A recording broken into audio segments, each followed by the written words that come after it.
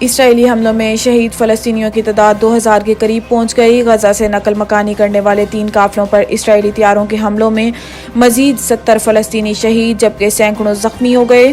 مغربی کنارے میں غزہ کے شہریوں سے اظہار یکجہتی کے لیے کیے گئے مظاہرے پر اسرائیلی فوج کی فائرنگ سے 16 فلسطینی شہید ہو گئے جبکہ غزہ پر بھی ٹینکوں سے چڑھائی کر دی گئی۔ غزہ میں اسرائیلی بمباری کے بعد یرغمال اسرائیلیوں کی بھی لاشیں ملنے لگیں۔ دوسری جانب یہودی آباد کار میں بھی فوج کی موجودگی میں نہتے فلسطینیوں کو گولیاں مارنے لگے۔ عرب ٹی وی نے اسرائیلی فوج کے جھوٹ کا پول کھول دیا۔ تحقیقاتی رپورٹ سے ثابت کر دیا گیا جن 4 فلسطینیوں کو جنگجو کہہ کر گولی مار دی گئی تھی وہ غیر مسلح تھے۔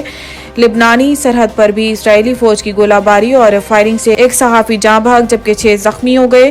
لبنان پر اسرائیلی حملے کے جواب میں لبنانی مزاحمتی تنظیم حزب اللہ نے اسرائیلی فوج کے 4 ٹھکانوں پر فائرنگ کر دی۔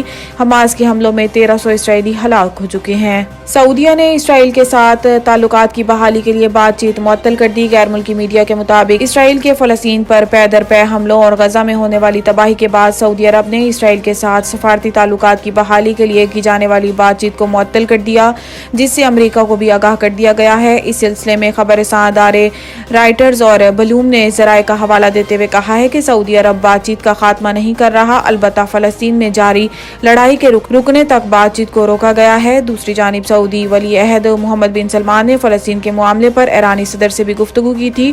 واضح رہے کہ اسرائیل اور حماس کے درمیان جاری لڑائی میں اب تک اسرائیلی فضائیہ کی بمباری میں 2000 کے قریب فلسطینی شہید ہو چکے ہیں جن میں سے 500 سے زائد بچوں کی تعداد ہے۔ فلسطین وزارت صحت کے مطابق اسرائیلی بمباری میں زخمیوں کی تعداد 6338 سے تجاوز کر گئی۔ تربت میں فائرنگ سے ایک ہی خاندان کے 4 افراد سمیت 6 مزدور جاں بحق 2 زخمی۔ پولیس کے مطابق 2 نامعلوم مسلح افراد کی فائرنگ جاں بحق افراد کی لاشیں اور زخمیوں کو اسپتال منتقل کر دیا گیا۔ پولیس کا کہنا ہے کہ تربت میں فائرنگ سے جاں بحق اور زخمی مزدوروں تعمیراتی کام کے سلسلے میں موجود تھے۔ پولیس جائے حادثہ پر پہنچ گئی اور اس نے واقعے کی تفتیش شروع کرتے ہوئے ملزمان کی تلاش شروع کر دی۔ پولیس کا کہنا ہے کہ تربت فائرنگ واقعے میں جاں بحق افراد کی شناخت رضوان، شہباز، وسیم، شفیق احمد، محمد نعیم اور سکندر کے نام سے ہوئی جبکہ فائرنگ میں زخمی افراد میں غلام مصطفیٰ اور توحید شامل۔ پولیس حکام کا بتانا ہے کہ تربت میں فائرنگ سے جاں بحق 6 میں سے 4 افراد ایک ہی خاندان کے تھے۔ جاں بحق افراد میں 2 سگے بھائی، 1 کزن اور 1 ماموں شامل۔ نگران وزیر اعلیٰ بلوچستان علی مردان ڈومکی نے تربت میں فائرنگ کے واقعے کی شدید الفاظ میں مذمت کرتے ہوئے متعلقہ حکام سے تحقیقاتی رپورٹ طلب کر لی۔ 4 حاضر سروس فوجی افسران کی خدمات نیب کے سپرد وفاقی حکومت کی جانب سے سول عسکری اور پولیس افسران کے تقرر و تبادلے کیے گئے ہیں جبکہ اسٹیبلشمنٹ ڈی وی این کی جانب سے جاری نوٹیفیکیشن کے مطابق وزیر اعظم کی منظوری سے پاک فوج کے 4 حاضر سروس افسران کی خدمات سیکنڈمنٹ کی بنیاد پر نیب کی سپرد کر دی گئی ہیں۔ نوٹیفیکیشن کے مطابق بریگیڈیئر محمد خالد کو ڈائریکٹر تعینات کر دیا گیا جبکہ lieutenant colonel Nadeem Muzaffar additional director military intelligence corps سے میجر ولید خالد اور major Qais Kamran deputy director NAB مقرر کر دیے گئے ہیں۔ کورنگی تعزیہ کورنگی پریس کلب اسرائیل مرد آباد ریلی مولانا خلیل نورانی، رستم قادری، سماجی رہنما زاہد رحیم اور دیگر کی شرکت۔ عالم اسلام کی طرح پاکستان کے ہر شہر گاؤں میں آج یکجہتی فلسطین منایا گیا۔ فلسطین کے مظلوم مسلمانوں سے اظہار یکجہتی اور اسرائیل کے ظالمانہ وحشیانہ حملوں اور ظلم و بربریت، معصوم بچوں اور عوام کی شہادت پر جامع مسجد کوسیہ کورنگی سے خطیب و امام مولانا خلیل نورانی، ڈسٹرکٹ کورنگی پریس کلب کے صدر رستم قادری کی قیادت میں اسرائیل مرد آباد ریلی نکالی گئی جس میں خدمت عوام ویلفیئر آرگنائزیشن کے بانی و چیئرمین ممتاز، سماجی کارکن زاہد رحیم نے خصوصی طور پر شرکت کی۔ ریلی کا اختتام کورنگی پریس کلب پر ہوا جہاں مقررین نے اسرائیل کی فلسطین کے معصوم عوام پر بمباری کی پرزور مذمت کی اور حماس کے مجاہدین کی بہادری، جرأت، ہمت کو سلام پیش کیا۔ مقررین نے فلسطینیوں سے اظہار یکجہتی کرتے ہوئے ان کی کامیابی اور شہداء کی مغفرت کے لیے دعا کی اور فلسطین کی عوام کو ہر ممکن اخلاقی سفارتی تعاون کی یقین دہانی کرائی اور کہا ہے کہ اس آزمائش کی گھڑی میں دنیا کے تمام مسلمان اپنے فلسطینی بہن بھائیوں کے شانہ بشانہ کھڑے ہیں۔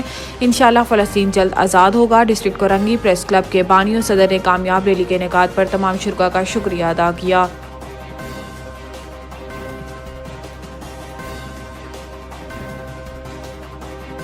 تحریک گجر قومی حقوق پاکستان نے ضلع مالاکنڈ میں صدیوں سے آباد گجر قوم کی بے جا بے دخلی کی مذمت کرتے ہوئے مطالبہ کیا ہے کہ سیٹلمنٹ کے نام پہ حالات خرابی کی ذمہ دار حکومت ہوں گے۔ تحریک گجر قومی حقوق پاکستان کے زیر اہتمام مالاکنڈ میں پروقار تقریب منعقد ہوئی، جس میں آزاد جموں کشمیر کے سابق ریاستی وزیر چودھری مقبول گجر مہمان خصوصی تھے، جبکہ قوم پرست رہنما اسحاق سماب نے تقریب کی صدارت کی۔ عمائدین علاقہ بڑی تعداد میں موجود۔ سپریم کورٹ کے ممتاز قانون دان چودھری تنویر گجر، عوامی ڈیموکریٹک پارٹی کے مرکزی چیئرمین ملک رضا خان، اسحاق امیر سلطان، صاحبزادہ مسعود احمد اور عثمان فانوس نے خطاب کرتے ہوئے کہا ہے کہ گجر قوم زمانہ قدیم سے اس خطے میں آباد ہیں اور اس دھرتی کے اصل مالک ہیں، جبکہ گجر قوم نے آزادی پاکستان تحریک میں سب سے بڑی قربانیاں دی ہیں، مگر بدقسمتی سے یہ قوم حالات کے جبر کا شکار ہوئی ہے اور آج تعلیم سے محروم ہے۔